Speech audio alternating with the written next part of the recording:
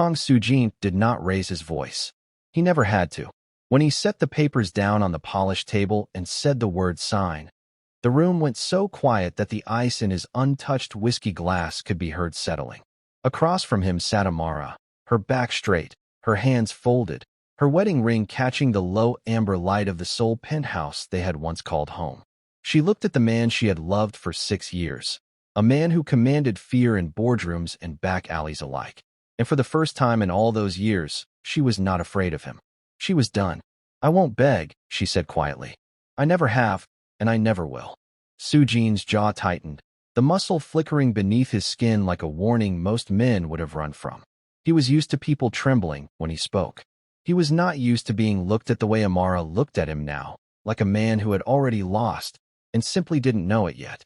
If this story already has your heart racing, hit that subscribe button right now and drop a comment saying, "I'm watching from the beginning," because what happens next will change the way you see love, pride, and power forever.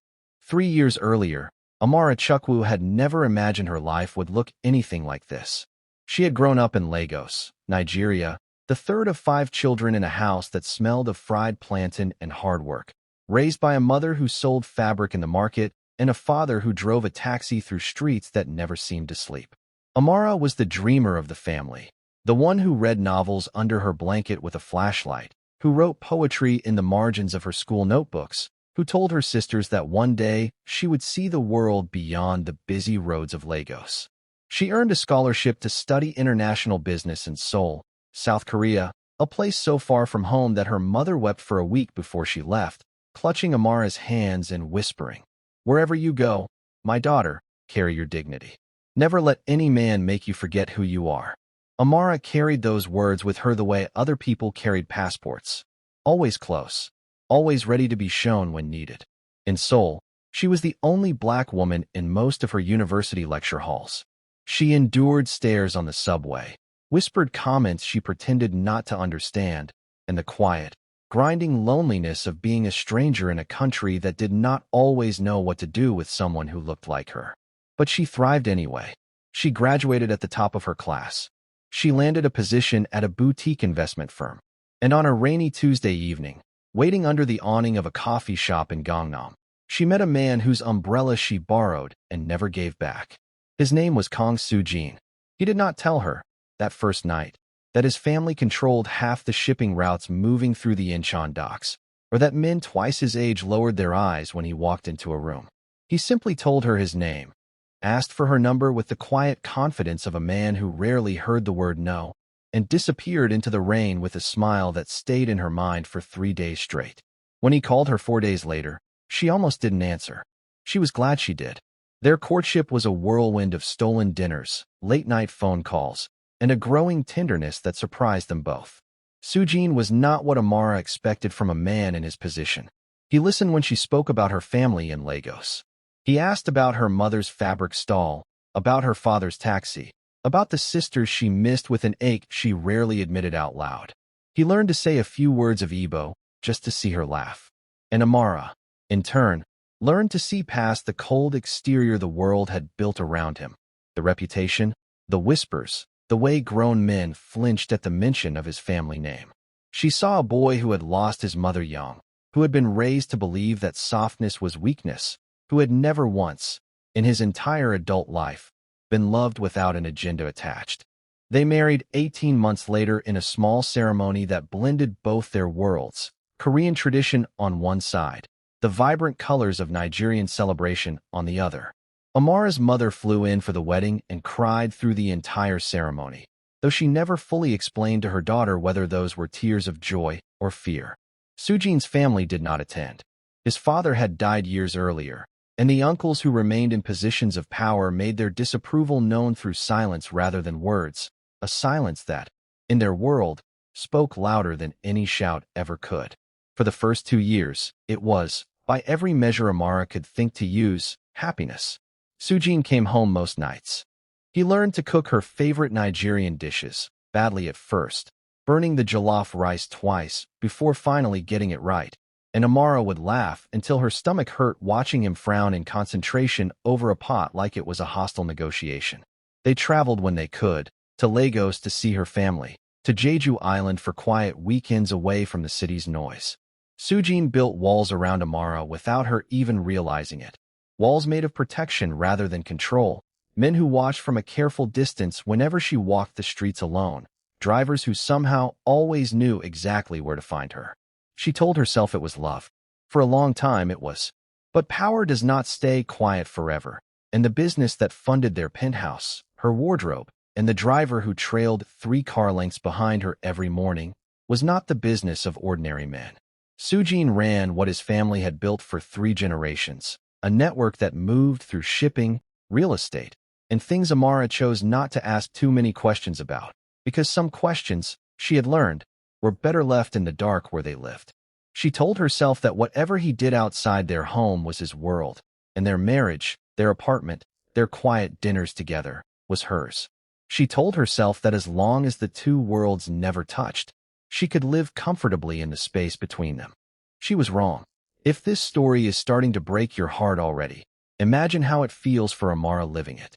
Comment below and tell me, do you think love can survive when built on secrets? Make sure you're subscribed, because the deepest part of this story is still ahead. The first sign of trouble came quietly, the way most storms do before the sky finally splits open. Su-jin began coming home later. His phone, once left carelessly on the kitchen counter, now stayed locked in his jacket pocket even when he showered. Meetings that used to happen during business hours started happening after midnight, in rooms Amara was never invited into, with men whose faces she had never seen and whose names she was never told. She noticed the way his shoulders tightened every time a certain number flashed across his screen. She noticed the bruise on his knuckles one morning that he explained away with a tired shrug in a story about a gym session that didn't quite add up. Amara was not a foolish woman. She had grown up watching her mother navigate a world that constantly underestimated her, and she had learned, from a young age, to read the space between what people said and what they meant. She began to understand, slowly and painfully, that the empire her husband ran was not simply shipping containers and real estate deals. There was blood beneath the polish. There was fear behind the respect. And somewhere in the years she had spent building a life with him, she had allowed herself to stop asking the questions that mattered most. The turning point arrived on a Thursday evening in late autumn, the kind of evening where the wind off the Han River carried the first true chill of the coming winter. Amara had come home early from a meeting that ended sooner than expected, expecting to surprise Su-jin with dinner. Instead, she found their penthouse filled with men she did not recognize, voices low and clipped, a map spread across the dining table where their wedding photos usually sat in neat, careful frames. Su-jin looked up when she entered, and for one unguarded second, before he could rearrange his face into the calm mask he wore for the rest of the world, she saw something she had never seen in him before. Fear. He cleared the room within minutes, ushering the men out with sharp words in rapid Korean that Amara only partially understood, though she understood enough to know that whatever business had brought them to her home was not business that belonged anywhere near it. When the door finally closed behind the last of them, Su-jin turned to her, his hands raking through his hair, and for the first time in their marriage, Amara asked the question she had spent years avoiding. "What is happening, Su-jin? Tell me the truth." "All of it." He did not answer immediately. He walked to the window instead, staring out at the city lights scattered across the dark water like something spilled and never cleaned up, and when he finally spoke, his voice carried a weight she had never heard from him before. He told her about a rival family encroaching on territory that had belonged to his own for 3 generations. He told her about threats made against people he loved, threats that had, until now, remained distant enough to feel unreal. He told her, in words chosen with obvious, painful care, that her name had come up in conversations he never wanted her name to be part of. "You are my weakness," he said, not as a compliment, but as a confession that seemed to cost him something to make. "And in my world, weakness gets used against you."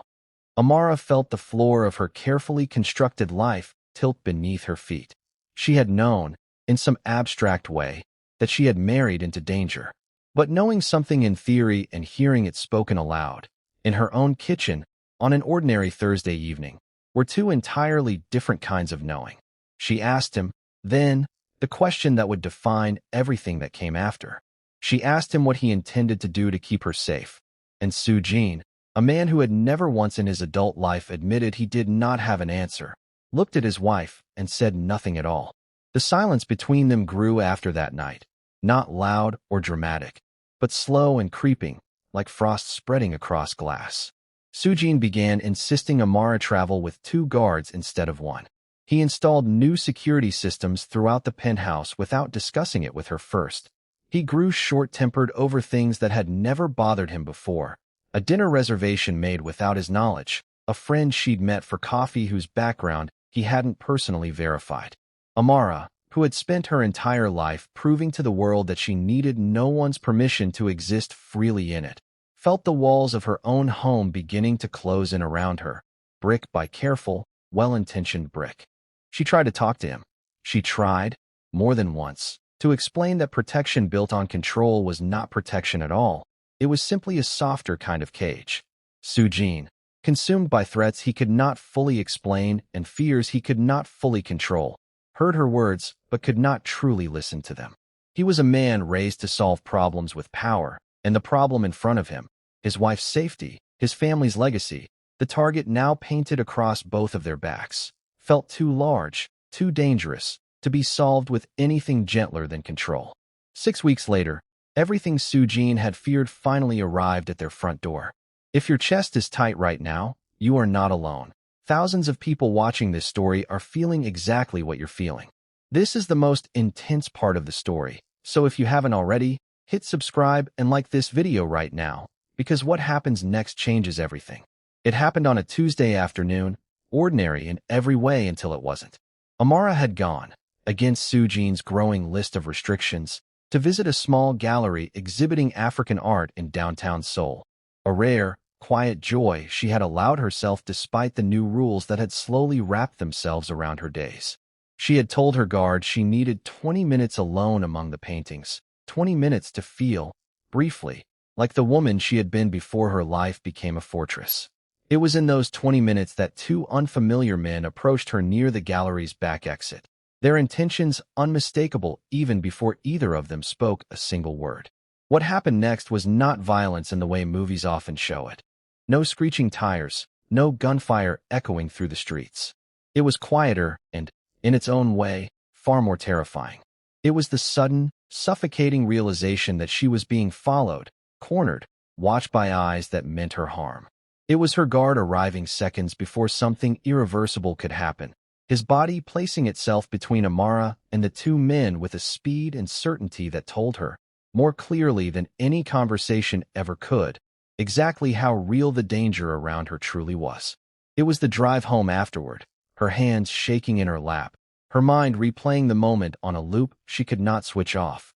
Su-jin arrived at the penthouse 40 minutes later, having heard the news through channels faster and darker than any ordinary phone call. He found Amara sitting alone in the living room, still wrapped in the coat she'd worn to the gallery, staring at nothing.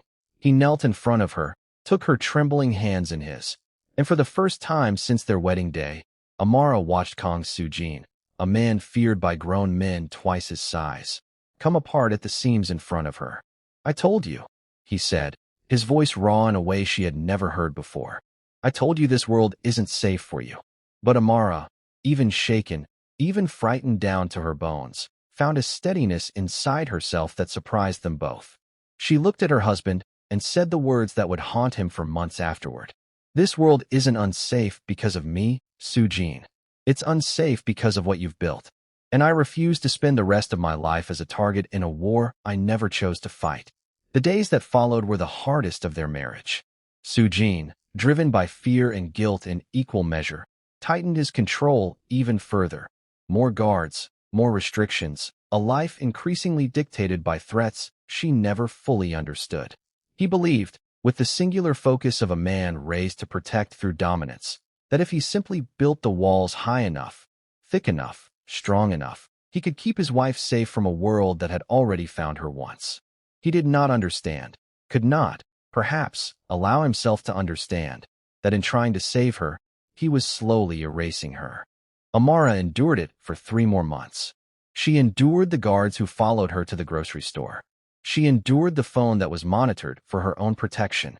She endured evenings where Su-jin came home so consumed by strategy and fear that he forgot, entirely, to ask how her day had been. She endured all of it not because she was weak, but because she still loved him, and love, she had always believed, was worth fighting for. But there is a difference between fighting for love and disappearing inside someone else's fear.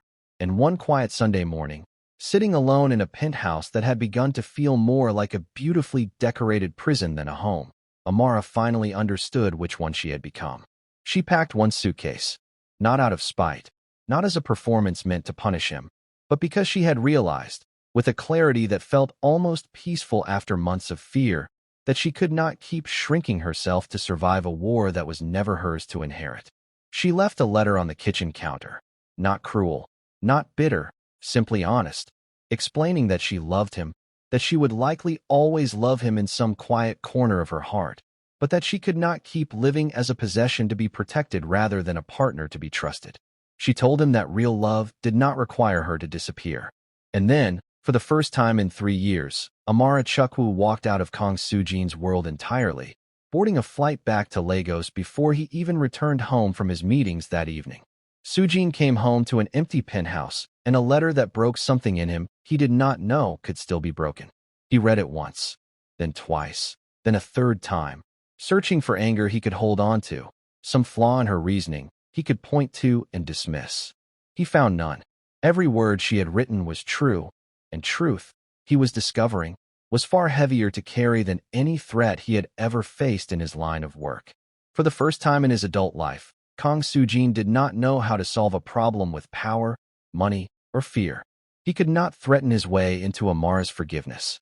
He could not buy back the months he had spent controlling instead of trusting. He sat alone in the silence of their penthouse that night, surrounded by the quiet evidence of a life he had built with a woman he loved and had, in trying desperately to protect her, very nearly lost entirely. Weeks passed. Su-jin threw himself into unraveling the threat that had started this entire unraveling in the first place, working with a focus that bordered on obsession, determined to dismantle the danger that had cost him his marriage. He negotiated. He made alliances he never thought he'd make. He gave up territory his family had held for generations, choosing peace over power for what may have been the first time in his family's long, complicated history. And slowly, methodically, he built something he had never built before, not an empire, but a genuine, sustainable safety, one that did not depend on cages or control, one that could exist without swallowing the freedom of the person he loved. Meanwhile, in Lagos, Amara rebuilt herself in the home she had once dreamed of leaving. She helped her mother expand the fabric stall into a small but thriving shop.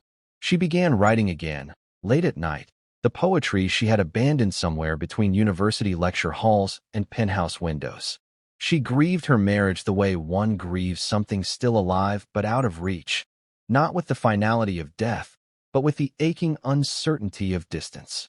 Her sisters, who had watched her leave for Seoul with equal parts pride and worry all those years ago, now watched her return with a quiet strength none of them had expected, but all of them recognized immediately as growth. 3 months after she left, Su-jin arrived in Lagos unannounced.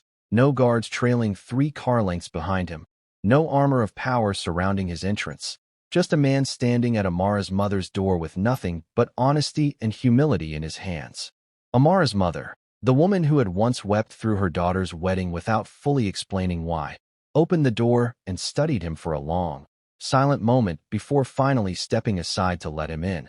Not because she had forgiven him on her daughter's behalf, but because she recognized, in his eyes, the look of a man who had finally understood what he had almost lost. Amara did not run into his arms. She did not forgive him in a single dramatic moment, the way stories sometimes promise, but real life rarely delivers. Instead, she sat across from him at her mother's kitchen table, the same kind of table she had grown up around, and she listened as Su-jin told her everything. The alliances he had broken, the power he had surrendered, the version of himself he had finally chosen to become. She listened without interrupting, weighing every word against the months of healing she had fought so hard to reclaim. "I'm not asking you to come back to a cage," he told her, his voice steady in a way she had never heard from him before, not even in their happiest years together. I'm asking you to help me build something neither of us has to hide inside of. If you say no, I will respect it. But I needed you to know that I finally understand the difference between protecting someone and controlling them. It took losing you to learn it. Amara studied him for a long time before she finally spoke, and when she did, her words carried the weight of everything she had learned about herself in the months since she'd left. I never needed you to fight my battles for me, Su-jin. I needed you to fight beside me. There's a difference, and it took me leaving to understand it clearly enough to say it. And that, in the end, became the beginning of something greater than either of them had built before. Not overnight, and not without difficult conversations that stretched late into many nights that followed, but slowly, deliberately, Su-jin and Amara found their way back to each other, not as a powerful man and the woman he needed to protect, but as two equal partners choosing, every single day, to build a life neither of them had to disappear inside of. Su-jin restructured the business his family had built for generations, stepping back from the parts of it that had once put Amara in danger, choosing legitimacy over legacy, safety over power. Amara returned to Seoul not as the woman who once shrank herself to survive his world, but as a woman who had proven, both to herself and to him, that she never needed to. Their story became, in time, a quiet kind of legend among those who knew them, not because of the danger they survived, but because of the harder, rarer thing they managed to build afterward, a love that did not require either of them to disappear in order to keep it. Amara often thought back to her mother's words from the night before she first left for Seoul, all those years ago. Wherever you go, my daughter, carry your dignity. Never let any man make you forget who you are.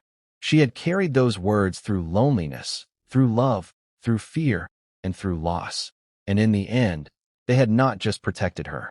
They had saved her.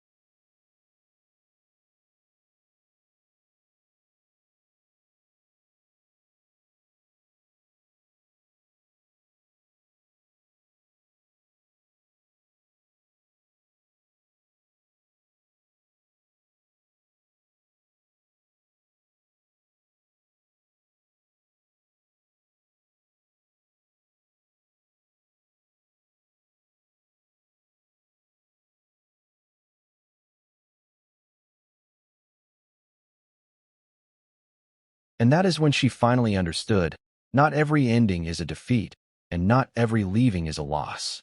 Some departures are simply the quiet, necessary beginning of becoming someone stronger than you ever knew you could be.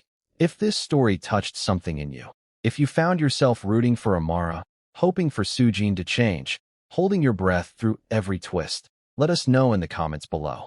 Share this video with someone who needs to hear tonight's lesson about love, dignity, and knowing your own worth. Subscribe to the channel so you never miss the next story, and hit that like button if you made it all the way to the end. Until next time, remember, never let love cost you the person you were always meant to become.